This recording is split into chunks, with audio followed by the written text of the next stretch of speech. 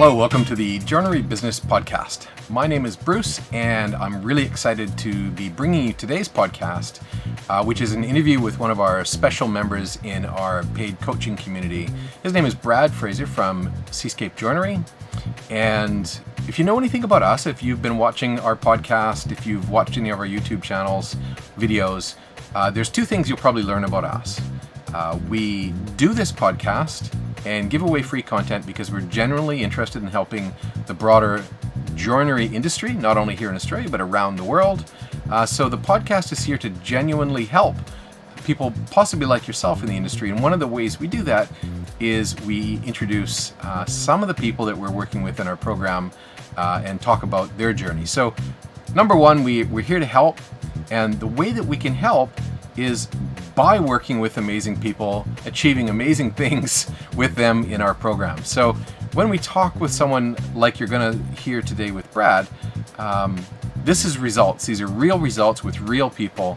And I think it's really, really important that people in the industry broadly know that there are businesses out there achieving amazing things. If you're struggling with anything right now, if you're just not sure what it's going to take to get to that next level, or if you should or shouldn't reach out for help, then we hope that having a chat with people like Brad and other amazing people in our program will really help you unlock that block that you might have. So without any further ado, we'll launch into today's podcast, an interview with Brad from Seascape Joinery. I think you'll find it very interesting.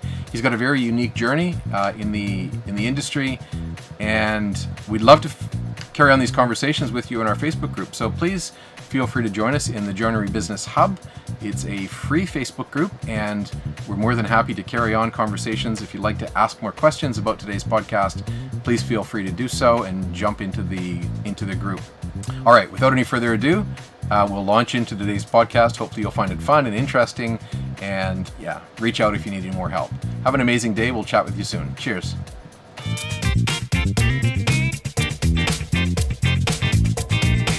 Welcome, everybody, to the Joinery Business Podcast. I'm joined with one of our amazing clients in the GPS program and just an amazing individual in general, Brad Fraser. Brad from Seascape Joinery. And Brad, maybe what I'll do is I'll just let you introduce yourself to everybody listening and tell us a little bit about your business. First of all, where you're located, all that kind of fun stuff. Sure. Thanks, Bruce.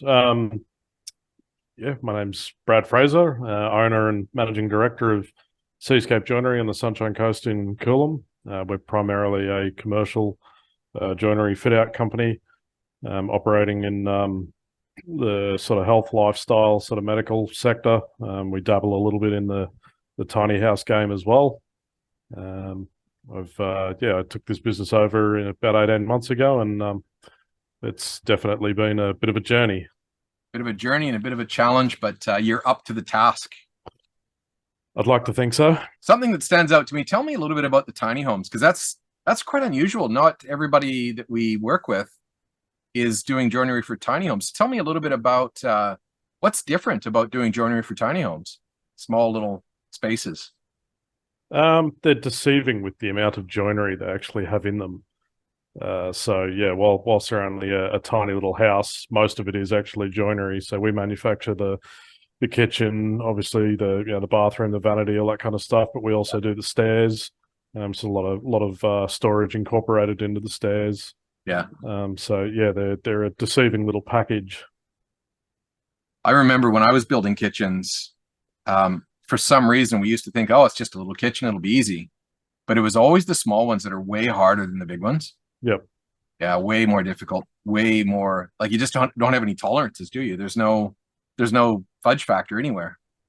No, they've only got to change one simple thing on a build, like decide to use 75mm studs instead of 90, and all of a sudden all of the prep work that you'd done by ordering bench tops ahead of time and things like that, it all just goes out the window. Yeah. There's not a lot of wiggle room in them. Yeah, it's a cool niche to be in. I really like it. What I'd love to know a little bit about your history. Tell us a little bit about Brad Fraser from 10 years ago, 15 years ago, 20 years ago. Summarize a little bit of your journey over your work life to get you to this point that you're at right now.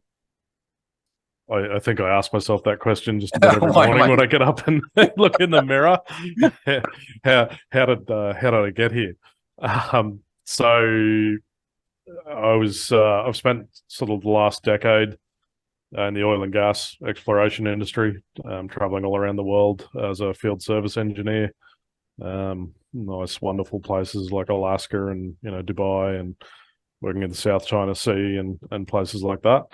Obviously, we got hit pretty hard with COVID, so I had a nice year at home, sitting on my butt trying to decide what I wanted to do, and came across this business that I felt was fairly ripe for the picking, in that it had probably achieved all it was going to achieve with a couple of working owners, and it was something that I could come in and put a few systems in and develop a few processes and watch it sort of take off, and here we are. That was 18 months ago. So we've certainly tried to implement some of that, and obviously the getting on board with you guys has certainly helped as well. Yeah, it's one thing I really enjoy about working with you is that you don't come from the joinery industry. So your focus is very different to most others. It's not, I wouldn't say it's, we hate to say it's better or worse or anything. It's just a different perspective.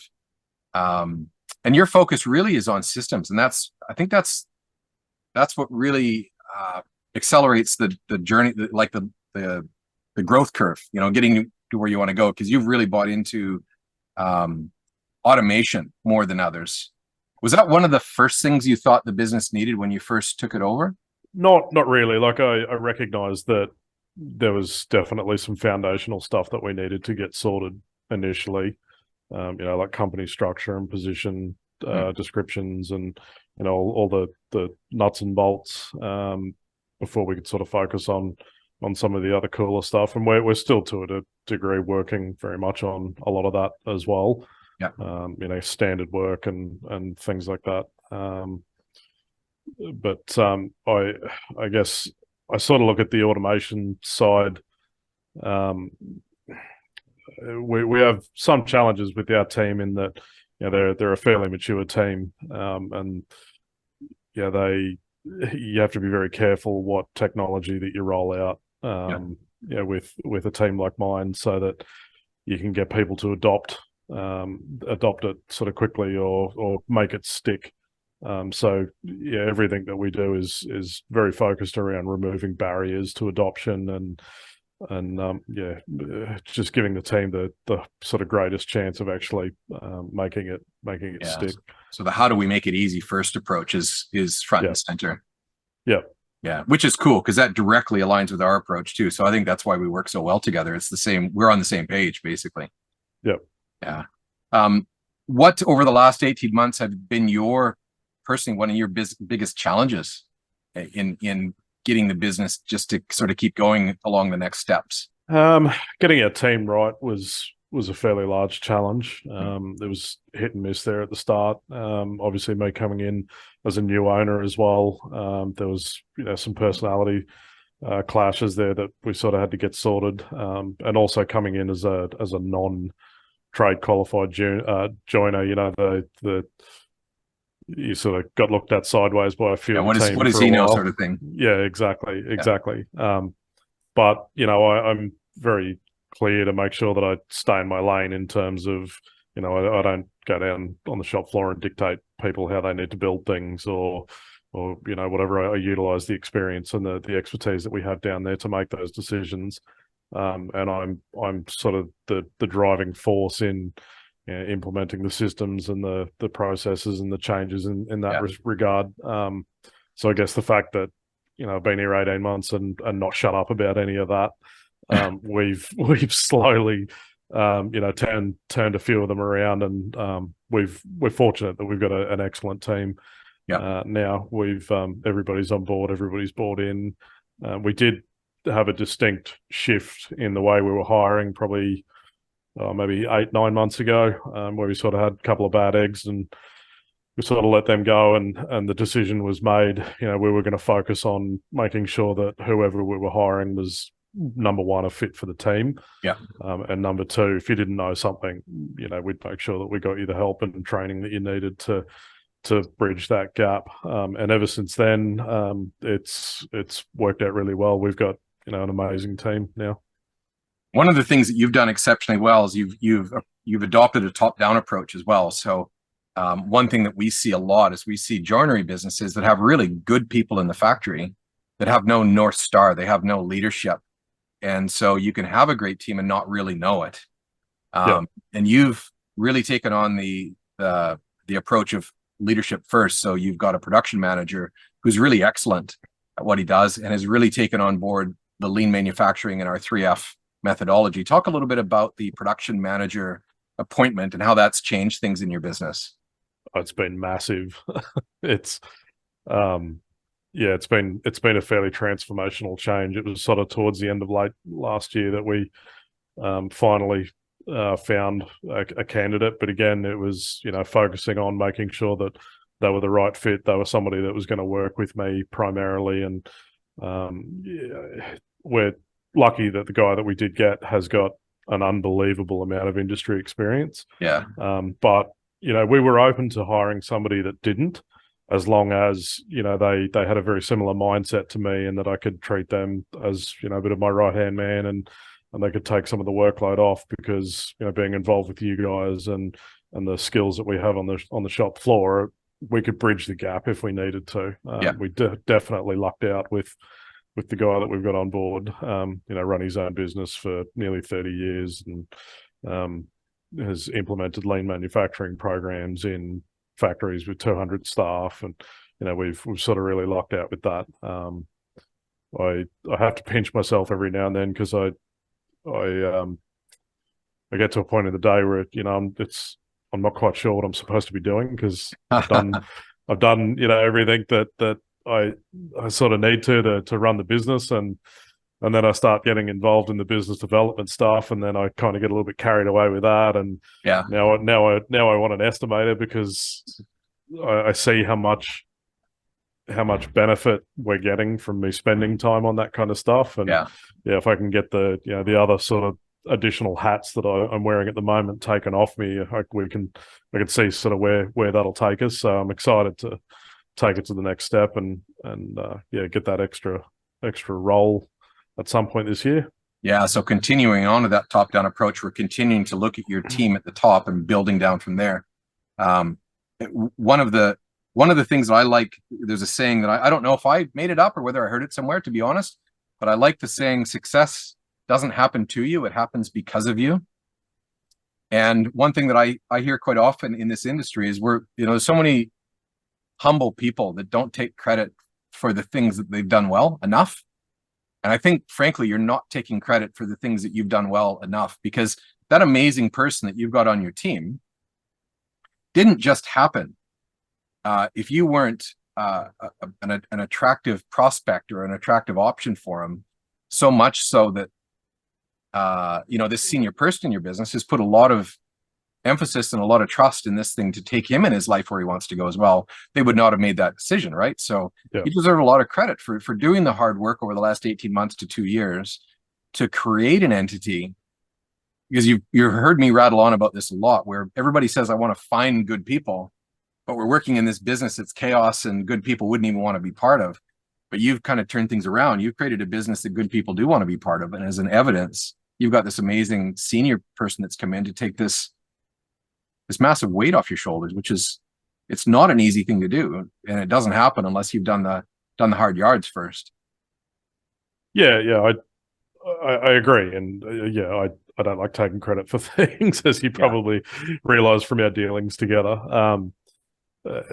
It was kind of, I guess, once we'd sort of, had brought Mark on and another other couple of recent hires as well, it was like a light switch went off. It was like just a sudden shift in the mood and the culture, and it was like we only needed that final piece or pieces of the puzzle, and then everybody was just like breathing a sigh of relief, and everybody got it. Everybody knows what the plan is and where we're going, and now they can see that we've all got the support that we need to, in certain roles and to do certain things.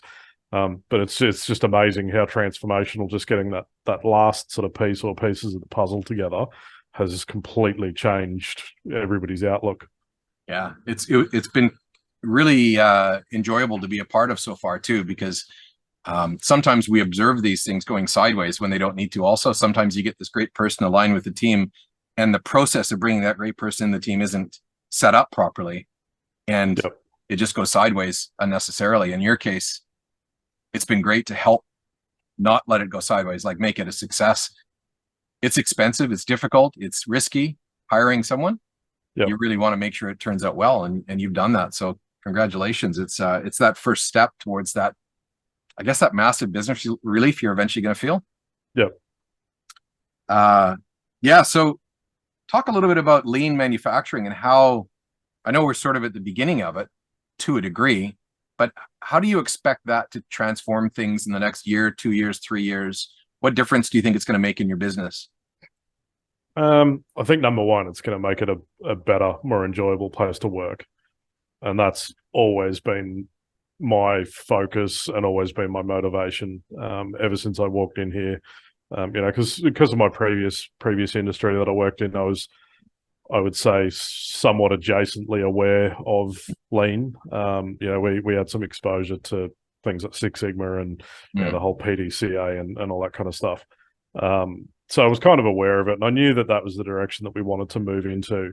But I guess, from day one, I've sort of made sure that everybody knows that my motivation for this is to make their lives easier. It's to make their job easier. It's not because we want to achieve, a 60% increase in efficiency or, X amount of percent to our bottom line or whatever. Like, I think that stuff will naturally come.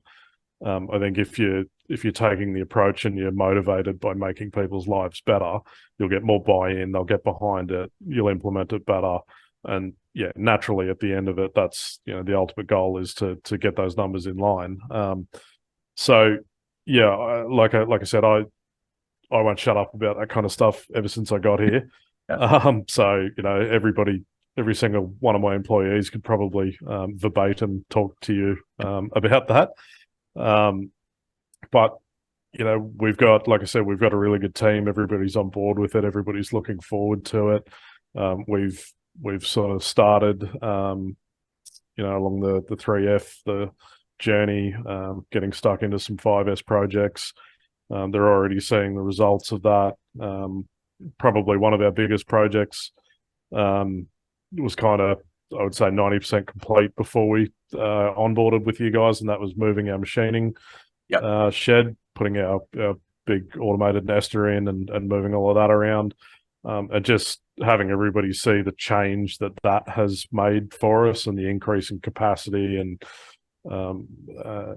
just how much easier it is. Like before, we were using a manually unloaded and loaded 24/12 machine with no automatic labeling, and you had to stand there and wait for 10-15 minutes while people stickered parts and pulled parts off it. And now we've got a fully auto 36/18.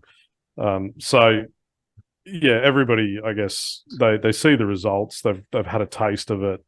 They've had a couple of sessions with Hamish. They've had a bit of a taste of the more in-depth sort of thinking and training around the wastes and all that kind of stuff. And I guess they're chomping at the bit to continue and get stuck in.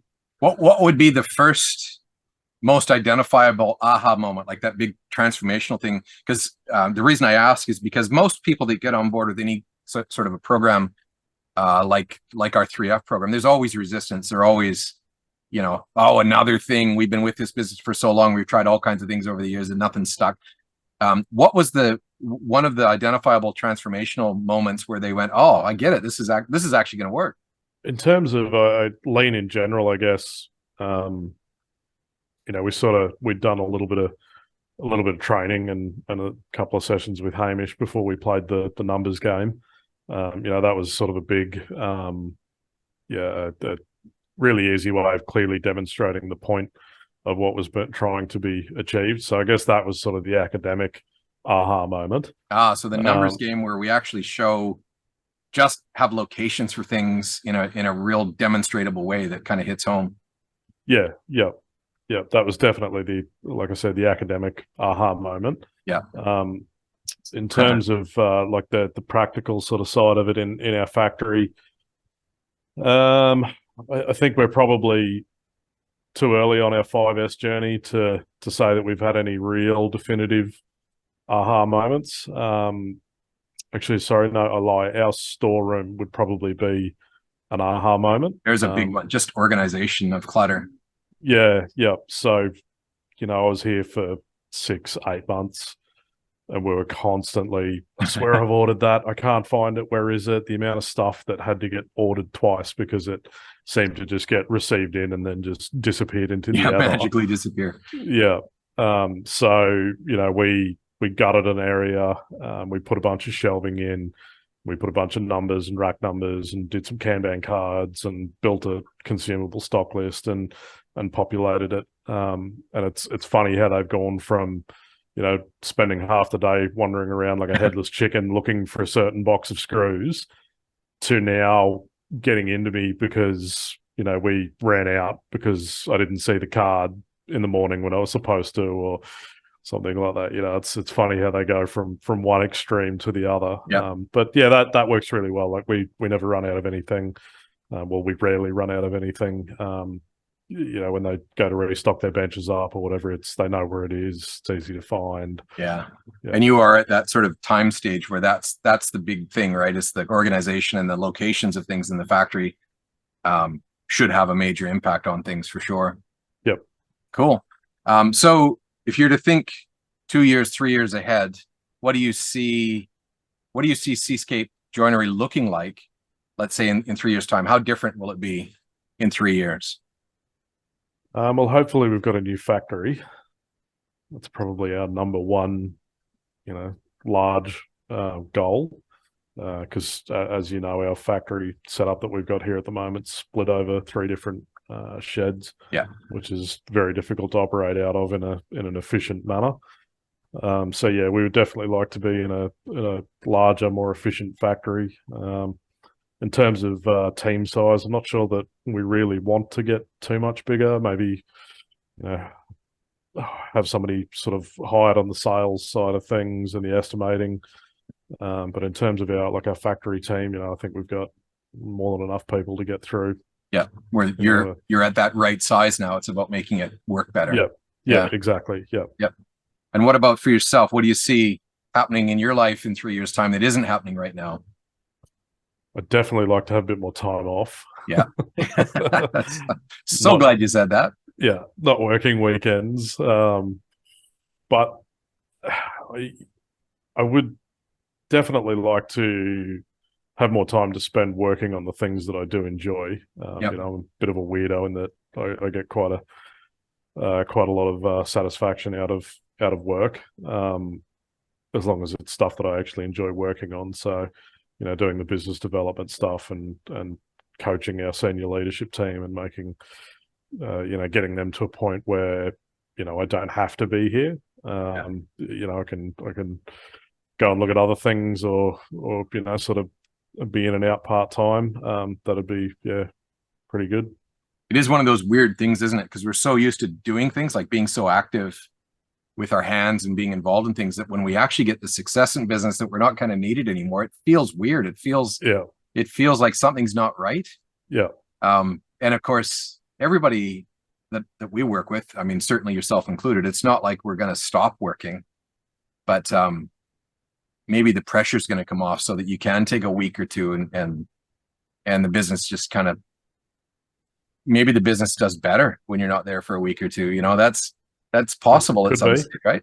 Yeah, it could be. Yeah. That's the big indicator that you're in too many lanes, right? Just get out of its way and let it happen. Yeah. So we've been working together for what now, about 4 or 5 months? Yeah, something like that. Yeah. Yep. What would you, as far as just generally speaking, people in this industry listening to this podcast right now, what would you say to someone that's running a joinery business? Now, this isn't necessarily a joinery coach promotional question. This is, what is it that's taken you to these next steps maybe the first little while you're struggling? What's the keys right now to the success you're finding? Probably the community. Like the one-on-one coaching is great. But I think the thing that this program offers that a lot of others don't is the community. It's the regular group calls, learning that you're not the only one struggling with that problem. Yeah. Or if for whatever reason you are the only one struggling with that problem, you've got a forum and a community there that people will throw it out there and they'll answer it for you. Yeah. And especially being a single business owner on my own, like I don't have a partner or family or anything involved here. Yeah. And taking over from two very active business owners that were very active in the day-to-day manufacturing and the joinery and the running of the business. It's definitely been hard for me. So that's probably the largest thing that I've gained out of it is just being part of a community, I guess. The support around you. That's, of course, Yep. the coaching, the content, and the community is something that gets overlooked. It's, I like to hope it's kind of like being able to knock on your competitor's door and say, "Hey, mate, can you tell me what you're doing?" Yep. Of course, it's one of the only places that you can do that. But it more broadly, outside of what we specifically provide for you, what I would suggest is you've taken that step to help fill some of the gaps in maybe because everybody's lacking skills and knowledge in something, and that's usually what's holding someone back from being able to achieve something they want to achieve. Yeah. I'd love to be able to play this guitar behind me a little bit better, but I don't ever take any time or take any lessons on how to do it. Right. So if I truly want to do it, I've got to probably take some lessons or at least spend some time. And I would suggest that one of the things that you've done better than most in this industry is actually allow space in your schedule for this to happen. We've kind of been describing it this way lately. It's like you've got this little race car that has the ability to win the race, but it's not tuned properly. Yeah. You've got to be willing to go into the pit stop every now and then to do the tune up and then get back on the track. Whereas everybody else just keeps going around the track, going, "I haven't got time to stop. I haven't got time to have a pit stop." Yeah. But you've intentionally made time, which is really impressive because a lot of businesses just aren't willing to do that. Yeah, and I guess I'm fortunate in that I'm not a joiner, so I can't jump on the floor and get stuck into building cupboards and helping the the production that way. So I have to help in other ways. And like I said earlier, I'm excited about taking our next step and getting an estimator on, because bringing a production manager on, I can already see how much of my time that's freed me up to work on, the other things, the tune ups and learning, the skills that I need to take this to the next level. And now it's sort of sitting down, having to, spend time doing, let's call it part of my real job, the estimating, wearing that hat. It kind of irks me now because no, I want to get that time back now. I've had a taste of it, and I know how much of a change that it's made being able to work on that stuff just with the limited amount that I've had, just by freeing some time up with a production manager. So yeah, that's why we're excited to get it to that next level, because you're right, you need time to I guess assess your shortfalls and identify what you need to learn, and that's where you guys come in and help and let us know what we sort of need to work on, and then time to go off and do the further learning. And yeah, yeah, it's such an interesting point you raise, and it kind of gets glossed over a lot, because you're right. The point you make is that a lot of joinery business owners are joiners, cabinet makers, tradesmen. Yep. And when the business gets stressed and under the pump and we don't have time to do this other stuff, they go back to the only thing they know, yep, which is production, getting the cabinets built. They you know what I mean? And that's probably where the trouble is, right? Because that doesn't solve the problem. No. The problem needs to be solved by doing the stuff that they weren't doing properly, or the business needs. And it's a really, really good point you make, because what you're saying is you actually don't have those skills and tools anyway. Yep. To get on the tools and I mean, you probably could, feed the edge banner around the CNC and all that sort of stuff, but it isn't the first thing you do. The first thing you do is go, what are the business things I need to be doing right now? Well, they look after the production. Yep. Yeah. That's a good point. Well, this has been really interesting. Is there anything else that you would like to talk about in regard to Seascape Joinery, that you'd like the world to know? Like, if if someone landed on your website, what's the first thing you'd like them to feel about your business? Oh, that's a tough one. I guess we're revamping, our values and our mission statement, and our core values from top to bottom at the moment. So I guess ultimately the impression that I'd like to leave somebody that does jump on that website is that we're somebody that you can deal with, that's going to deal with you honestly, with integrity, and that we hopefully look like an attractive company to work together and build some trust around. Because that's sort of what we're finding is, as we get sort of bigger and bigger, and we grow and work sort of more with you guys and get further down that path, is that we're starting to get very selective about who we work with, and the relationships that we build, and the right fit.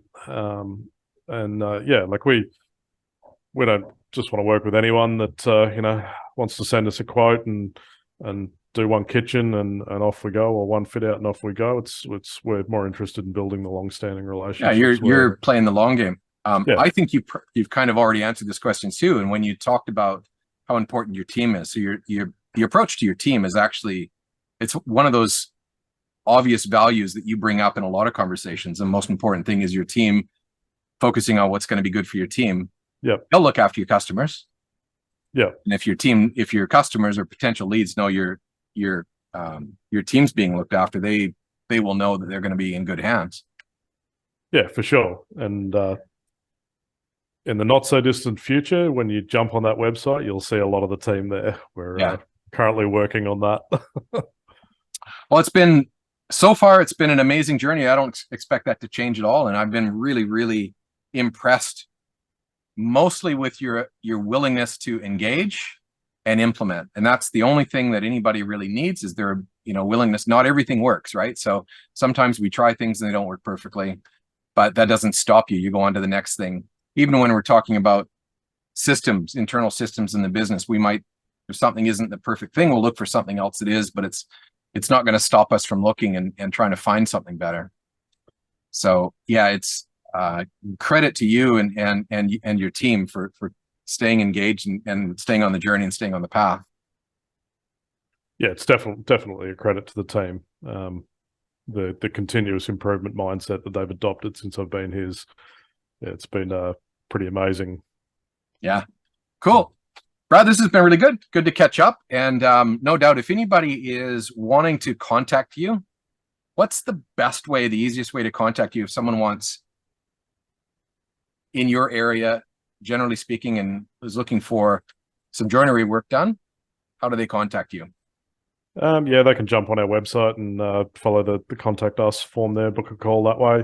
Yep. Alternatively, we're on all the usual socials. We're on LinkedIn, Instagram, Facebook.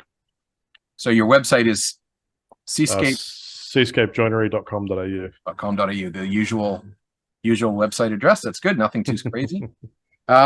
Excellent. Well, thanks for jumping on our podcast, Brad. I'm sure that our listeners are going to find this interesting, because your journey is a little different to most. But hopefully people take away from this the things that they should be doing as well to have the same success that you're having. So thanks for sharing that with us. No worries. Thanks for having us. All right. Have an awesome day, Brad. We'll chat with you real soon. Awesome. Thanks, Bruce. Cheers.